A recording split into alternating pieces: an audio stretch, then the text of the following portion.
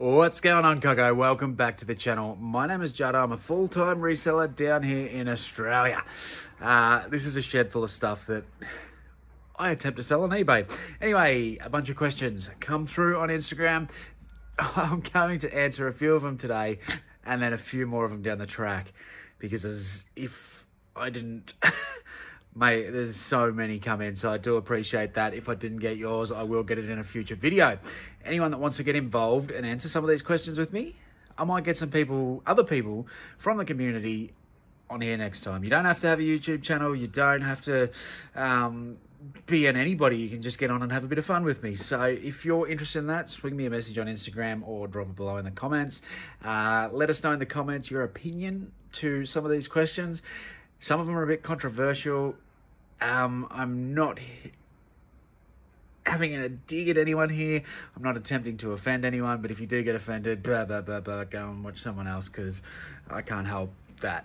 I'm sorry, but this is just what I do. This is my opinions. If you don't like it, go watch the Aussie Flipper or something. Going on, Coco. Name's Al. Gore. Rhythm, eBay algorithm manager. Today's video is going to feature death piles, YouTubers, and all sorts of controversial things. So be very careful that you don't get offended. But anyway, enjoy. What soft light box do I use? I've got these off eBay. I'll link them. They're only cheapies. I think it's important to have good lighting, of course. A bit of advice that I see some people give is to go out and buy lighting straight up. There's nothing wrong with natural if you've got the place to do it, the ability to do it. I actually, lately, have been doing clothing just off this rug. I've got natural light coming through there, which doesn't really alter through the day, plus the lights in here. I'm not using any of them, and I just do a little edit in one of the photo apps that I use, and it's working fine. There's, a couple of pairs of clothes here. I'll show you them. I have no issue with that. But then here, I'm going to update this space. But these are the same as that one I just showed you out there, so I can put an item in there. Biggest challenge from being in a small town as a full-timer. Shout out to Blake. We're gonna do a thrift soon, brother. Also a Ballarat boy, also a YouTuber. Very good channel, actually. Very nice guy. I don't have an issue with the town, because there's myself, there's you, there's obviously Brett, who's been in some previous videos. There's quite a few local people that sell, that I bump into regularly, that thrift weekly, and we all still get stock. So from a thrifting perspective, I think it's still pretty good. I don't think there's any issues there yet, because most weeks, well, every week, pardon me, every week I do get something. There's plenty to go around. Plenty to go around. Big show's PG. I don't know who asked that, but yes, none. I actually did not test them. I taste tested the returns though. When can we sign up for the class of Diary of a Flipper? I don't have a class. I don't know what that is. If you're referring to mentorships courses, I don't like that stuff. If you want to come and have a froffie, let's do it. Let's do it. Froffie! What? I don't even know what we're talking about here. Not guilty. Favorite movie? That's a tricky one. I'm a big horror nuffy. I love horrors. I don't know what I could pick. I'm gonna go comedy. Anything Jim Carrey is pretty good. Me, Myself, and Irene, definitely. Or actually, Cara and Mikhail were here the other week, and we were watching Superbad when we got up in the morning. That's up there. That's a funny fucking movie, Superbad. Outside of that, one of my all-time favorite movies, even though I don't really like the action genre or really watch any of that sort of shit, I love Con Air. I love that movie. It's so good, so good. So I'm gonna go with Con Air. That might surprise a few. It's not horror or comedy, but I love it. This one's sort of been touched on. Is thrifting how I get most of my stock? No, but I do get stock from that. I just find it fun. I make videos, blah, blah, blah, blah, blah. And I think that probably is relatable to most full-timers. I feel as though pretty much, well, all full-time resellers will end up saying something similar, because thrifting is a bit of a burden for time. And when you become full-time and you start selling on a daily basis, you have to always have stock on hand. Fucking death piles. It comes to a point where you're going to be probably more so looking to buy in bulk, because when you are buying in bulk, you're generally getting your items or your average cost of goods down. Some people talk about average cost of goods in op shops, but mate, they're fucking cooked when I hear that. It does my head in, because if they individually purchase a DVD for 50 cents and then they purchase a pair of jeans for 20 bucks, they end up kind of halving it and saying my average cost of goods is this. No, it's not. You paid 20, you paid 50 cents, you moron! But when it is a bulk purchase, providing you're not individually picking the items, then it is an average cost of goods, and you bring it right down to whatever you pay per item. It works way more efficiently for a business. And then also, if you're getting your stock from advertising or buying in bulk or wholesale or whatever, it doesn't take long to get that. It's a matter of looking through it, you know, reaching out. If you've got a regular wholesaler, it's coming to your door. So if you work on a time period, if you go out thrifting for 6 hours and don't get much, you've got to list what you've already got. You know, you're not making much money per hour. Whereas, yeah, so thrifting for me is purely fun. I mean, if I was struggling for money, the business was struggling, I wouldn't thrift for a week, I'd just list. And I'd order more stock, simple as that. I haven't seen you in forever. I miss you. I miss you too, whoever you are. I'm sure I miss you. What are my thoughts on current rise in Upshot prices? Burning hot topic. Torch the YouTubers. It's all the YouTubers' fault. No, I have no issue with it to an extent. I understand that everything is rising. There's this little mini recession thing that people talk about. Costs of everything are simply going up. Cost of living. A lot of people are feeling the brunt of that, including the thrift stores. They've got to pay their rent and all that sort of stuff too. They're going to raise their prices. I have absolutely zero issue with stuff being more expensive than it used to be. That's how the way the world works. Some people say, I'm angry because you got this item for free and you're trying to charge this much for it. And a lot of the time it's still undervalued. They're entitled to charge whatever the hell they want for it. It's theirs.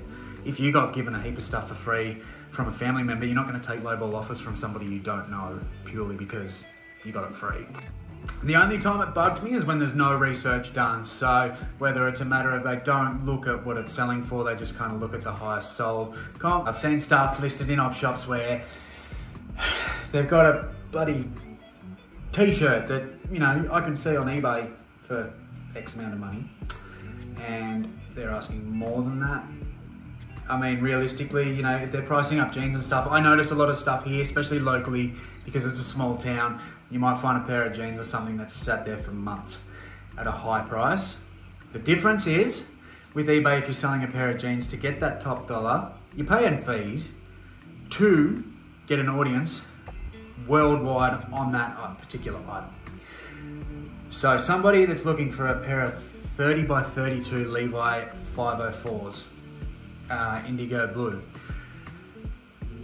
to walk into that particular store, especially in a town here with 100,000 people, how many of them actually go into that particular op shop? It rounds it down to not many people that are going to actually purchase it, because you've priced out basically the reseller, you've priced out somebody that essentially needs it, they need the cheaper stuff, and it leaves you with that particular person that can fit into them and wants to pay a higher price. Whether, say they sell on eBay for 40 bucks and the op shop's asking 30, they could sit there for months. And I've noticed stuff like that happen. The price slowly lowers and then you end up grabbing them for 10 bucks or something, even less. If I wasn't a reseller, what would I rather be?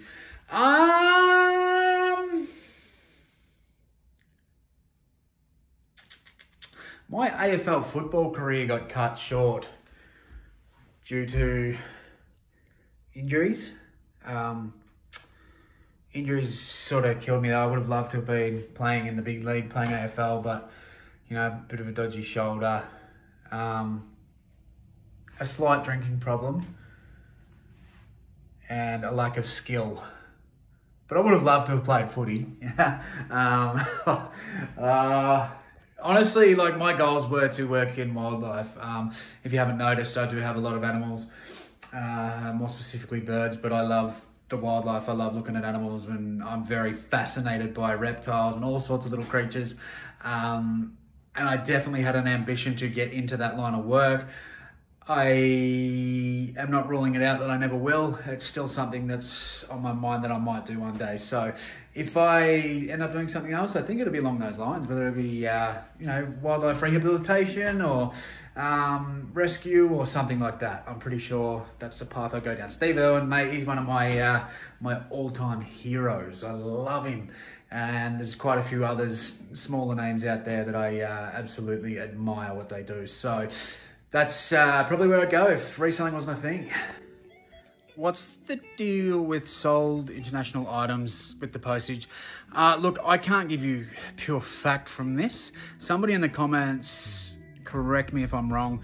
I think it's just sold wherever, and it shows what the postage would have been to Australia if it came to Australia. And I think it's only showing you items that were open to selling in Australia. But somebody, if I'm wrong, correct me below. I'm not 100% sure on that. So this particular question comes up all the bloody time. Death pile or list as soon as you buy? I'm gonna get splinters on me fucking ass from sitting on the fence with this one. Well, I'm not really sitting on the fence, but there's a couple of different answers to this, and I've always stuck with the same. Me personally, I have an investment pile, a money pile, a stock pile, a fucking death pile, whatever sort of pile you want to call it, as long as it's not a pile of shit, then it's all good by me. Now, should I have it? Of course I bloody should. I'm a full-time seller. I'm not a full-time YouTuber.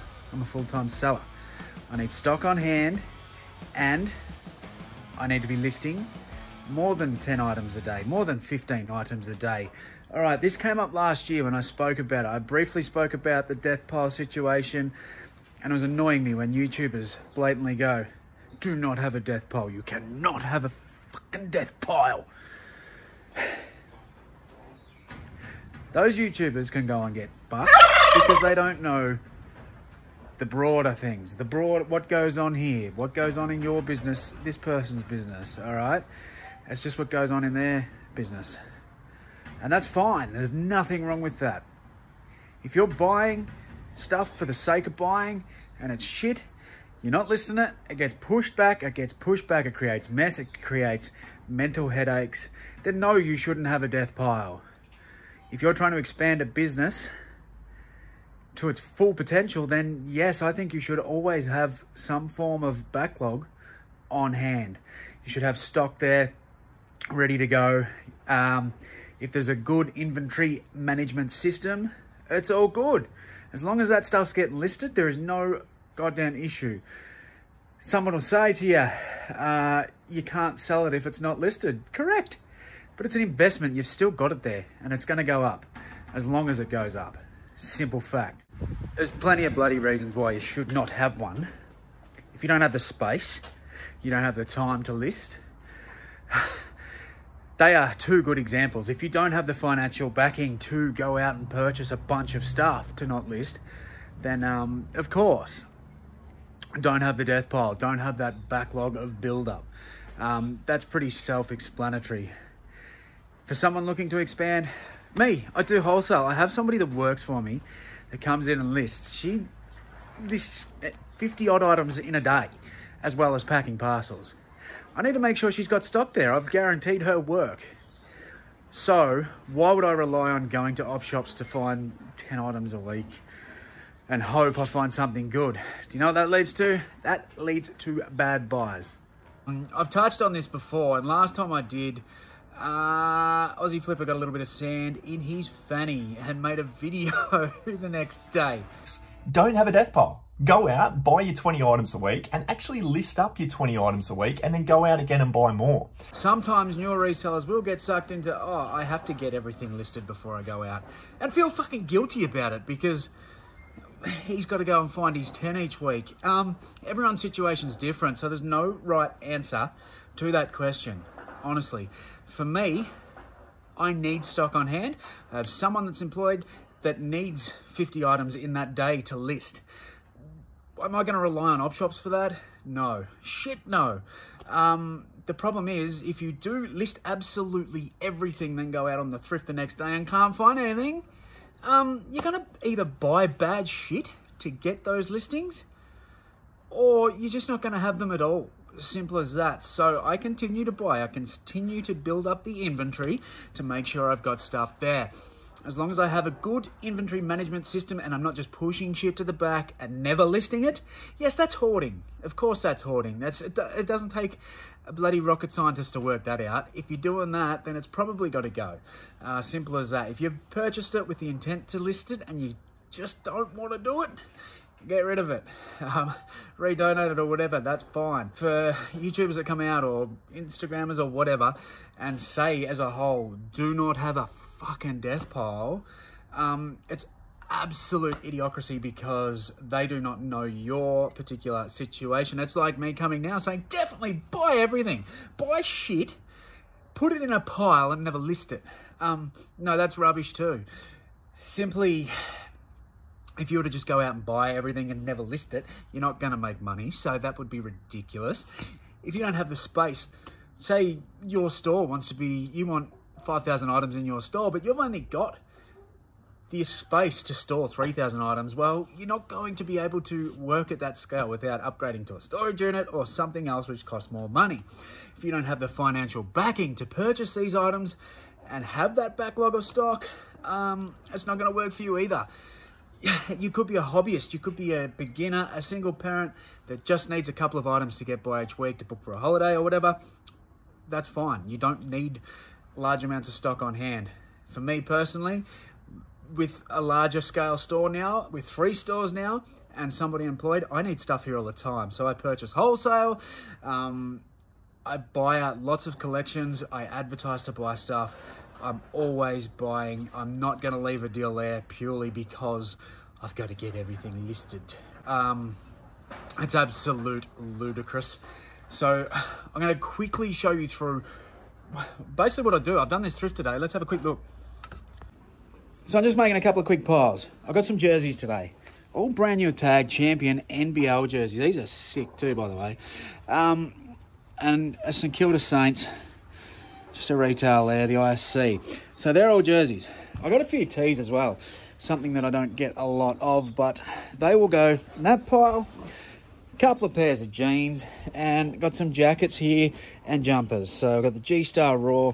This is a nice little corduroy Canadian vintage piece. It's like fleece lined. It's absolutely beautiful. We've got the little Sherpa there. These are pretty cool. These are actually at a wholesale. I did not thrift these. The Green Bay Packers, the Chargers. So basically what I'm doing here is sorting everything out into separate piles and then I tub them up. Also today we've got some vintage North Melbourne hats. They're pretty cool. A couple of hats actually, so they'll go in the hat pile. We've got something for the shoe pile, the Doc Martens, and also more jeans there. Jeans tub. I'm making sure that's always ticking over. I've got some boxes here. I reuse these big wholesale boxes. I clean what I need to clean. I wash what I need to wash. I put some men's jeans, women's jeans. Then I put men's jackets, men's jumpers, and then women's jumpers. I separate them all. So then when I'm listing, they're in a tub. They're ready to go. They'll all get listed in the one day. So I'm not pulling out a DVD here or a bucket magazine there, a video game there, a console there. I've got to test that unit over there. I do 2 pairs of jeans and measure them up. You're swapping and changing. It's going to take you a lot longer. Simple as that. And because after a while, you might have some big days where you get a big collection buyout. You might have a day where you get, you know, a heap of jeans and stuff, and you don't actually have the ability to list them all that day. Well, if they sit there on the side, so be it. That's fine. Put them there. You're allowed to go sourcing again, just because people tell you not to. You can go out, you can get more stuff. When you get the jeans, you might end up with 30 pairs of jeans in that tub. And while you've got them still building, then the other stuff you've been listing at the same time. As long as you're still listing the stuff and it gets listed, that's my opinion. That's how I do it. That's how it goes into my store and out of my store. So sorry, Mr. Aussie Flipper, but yeah, I'm not a fan of your method. I'm sorry, I can't help it. I just think it's super important to take every single person on the internet with a very fine grain of salt. I feel like our businesses are very different. Well, they are very different because I'm always looking to buy. I am reseller first. This stuff comes afterwards as a hobby. I know Matt's publicly spoken about his YouTube. He wants to push it as far as he can. That's his goal. You know, he puts a lot of time and effort into it, and kudos to him. He does a great job. He's got a massive following, and I've got nothing against that at all. So simply, that's just my stance on your death piles and whatnot. You got to do what works for your business. Don't bite off more than you can chew. If you are new into the game, definitely test products, but don't go too silly, waste all your money on random crap just because, you know, somebody else is doing well on something doesn't mean you have to. There's so much potential out there. The only thing I can take from it is I watched a video of Matt's, and, you know, Matt's sort of talking about how he doesn't need a death pile, but it was only a few weeks ago he had a video where he went out on the thrift and he didn't get much. And he said he had no stock at home. I can't remember what happened from there, but he was in the car preaching to his audience to sell him stuff. Most people don't have that option, and it's great that he does, but most people don't. So, you know, that's why I've sort of got that stock on hand. It's not a matter of it doesn't get listed, it does. There's always 30, 40, 50 items going online between 3 stores at this shed every day. Well, nearly every day. Some days we're a bit naughty, we're a bit slack, but we're making sure the stuff going up all the time. I'm continuously buying. Yes, a lot of my stuff comes wholesale, and that's where the backlog is. Once I start getting a bit slim, I buy stuff to make sure it's there. But that gets listed before, you know, I go out and buy more wholesale, because in between I'm thrifting. And that's where I'm building up the jeans, the jumpers, mostly men's clothes here. And we're doing a little bit of shoes and all that sort of stuff. So, I don't know if it made any sense. I'm just kind of winging it to answer these questions. I know this one was a bit longer. I was going to do a full video on it. Back when I originally popped that thumbnail to Matt, he was keen. I don't know if he would be now. My full opinion is do what works for you, work out what works for you, because my method's not suited for everyone, and neither's his. Whether you're doing YouTube as well, or whether you're part-time, a single parent, anything, everyone's fucking different. So don't get sucked in by fucking dickhead YouTubers like me and him. Just do what you got to do and take what works best out of someone like me and someone like him. Whatever works better for you is the right way to go. Simple as that. As we can't answer anything. That's brought me to the next question. Am I worried about telling my secrets and killing my market? Why would I be? Why would I? I mean, I'm not telling secrets. There's no secrets here. Everything's out in the open that gets shown on this channel. And you'll find that with majority of YouTubers, it's relayed information. It's been said before, it's been done before. There's not too much unique getting out there. You're either finding regular items in niches, whether it be toys, DVDs, clothing, shoes, whatever the hell the people are picking up that you're watching. They generally tend to pick up those same sort of categories. And then every now and then they'll pluck a bolo, and yeah, you might learn something, you might experience something, but they might only find that item once a year, if that. Every time I go out and thrift, I find stuff. There's no threat. At this point in time, I don't see a threat. I think it's good that people I've said before, this channel is not an educational channel. I'm not here to preach what to do, how to do it, nothing. I simply enjoy being part of the community. I enjoy sharing what I do and showing the stuff that I find. It's all fun. I love the editing process of the videos and all that. And if I find something really cool and somebody else can find one as well, then I think that's fantastic because, you know, they're probably going to find it anyway when they comp it. If they know it's old, if it looks unique, somebody's going to know something about it. It's going to get picked up. There's the amount of people that actually watch my channel, it's zero threat. Yeah, some Facebook deals might get snapped up, but I'm not on there anyway. I'm not on there quick enough anyway. And, you know, I have no issue with that.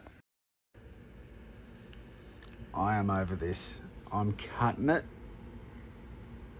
Next Q&A will be 1 minute answers. See you in the next one, cock.